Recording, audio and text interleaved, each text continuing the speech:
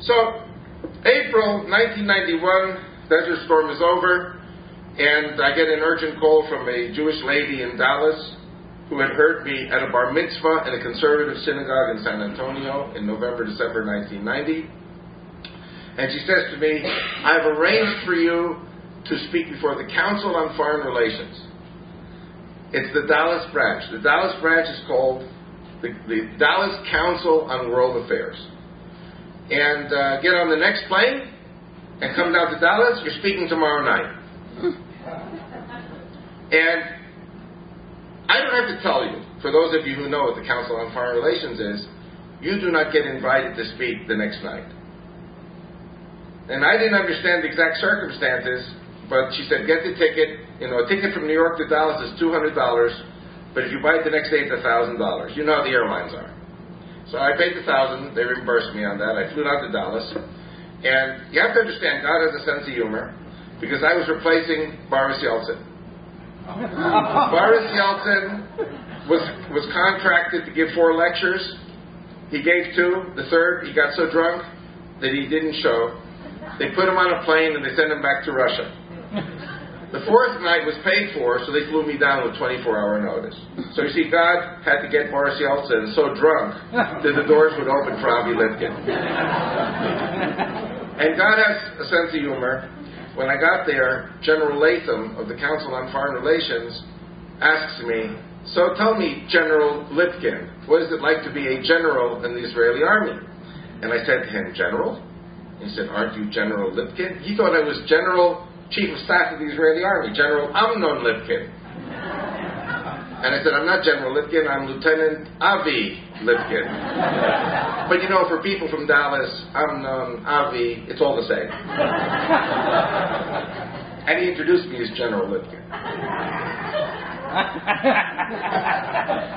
And so I got up and I gave what I considered a very professional Israeli Army spokesman message. The Israeli government was told, I told them, I was in contact with them, that I was going to be at the Dallas Council of World Affairs. And they said to me, how in heaven's name did you ever get invited to the Council on Foreign Relations? We of the Shamir administration have been trying for ages to get one of our people in. They don't want to hear the Likud people. Because if you remember, the Shamir administration was Likud, it was right-wing. But most important of all, Israel cannot commit suicide. That was my message. So after we had dinner, they said to me, now we want to talk to you. And they said to me, Avi, you're a good speaker for Israel. You know why? Because you don't speak with a funny Israeli accent. You're an American-born Jew. And they said, we don't like Jewish accents. And we don't like Arabic accents. And we don't like Russian accents. Remember, Boris Yeltsin spoke there. And we don't like Queen's English from Oxford. And you're a Yankee, they said to me, because I was from New York. But you speak clear English. So you're a good speaker for Israel. But you know what your problem is, they said to me? You don't understand reality. And we at the Council on Foreign Relations, we're going to teach you reality. Reality number 1, Israel is all alone. America is tired of paying for Israel's wars. You Jews are going to make peace with the Arabs whether you like it or not. And you're not going to give them 91%. You're not going to give them 93%. You're going to give them 100% of whatever they want and more, because America is not your ally anymore. And we don't even care about UN resolutions 242 and 338. That's reality number 1. Reality number 2, they said to me, and this is something that changed my life forever.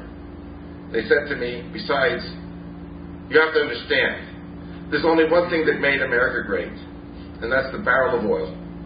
The steady price of oil, the steady supply of oil, and we're not going to let the Jews get in the way of that. Is that clear? That was their message to me. And I was completely dumbstruck. I was in shell shock. I didn't even know, I was like, I never heard something like this before. And I had 2 Christian couples there at both sides. And Eric Gustafson, a Christian from Cleveland, Texas, who had gotten me out to Zola 11 and Marlon Maddox radio, and he was my guest that night for dinner. And I could see him shaking visibly. And Eric Gustafson got up, and he looked at these people in the room, and he said, you call yourselves Christians? You said that what made America great was the barrel of oil? The steady price of oil? The steady supply of oil? You should be ashamed of yourselves. Because what made America great was not the barrel of oil. What made America great was Jesus Christ.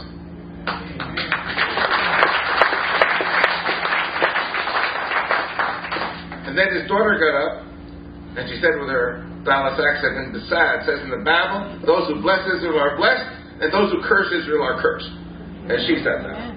And by then I was getting my act together. Let me tell you, you could cut the air in the room that night with a sword.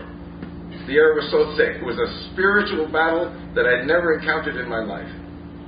And I got up and I said to these people, you say that you're not going to let the Jews get in the way of your oil supplies. Well, let me tell you, we Jews never came in the way of your oil supplies. And in fact, 6 million of our Jews died in World War II because the Arabs had the oil, and the Arabs cut a deal with the Nazis, and the Arabs cut a deal with the Americans, the British, and the Canadians. And the deal was this. The Arabs came to the Nazis and said, you kill the Jews, we give you the oil.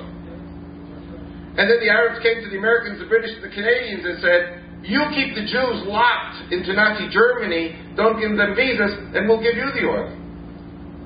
And so it was a win-win for the Arabs. And 6 million Jews died. How many people remember the ship, the St. Louis? The St. Louis was a German refugee ship. Left the port of Hamburg in 1939 in May. It was carrying 900 Jews from Germany. The creme de la creme of German society. They had valid passports. They had valid visas to Cuba. Cuba, not the United States. The ship made it to Cuba. The visas were canceled. You know who canceled it? The American government. How many people heard of Breckinridge Long? This is history. I'm not making this stuff up. Breckinridge Long was your Undersecretary of State for Visas under Secretary of State Hull. He was a Democrat. Wasn't a Christian. He was a Democrat. He was an anti-Semite. Probably anti-black also. And this Breckinridge Long called the Cuban government and told them to cancel the visas.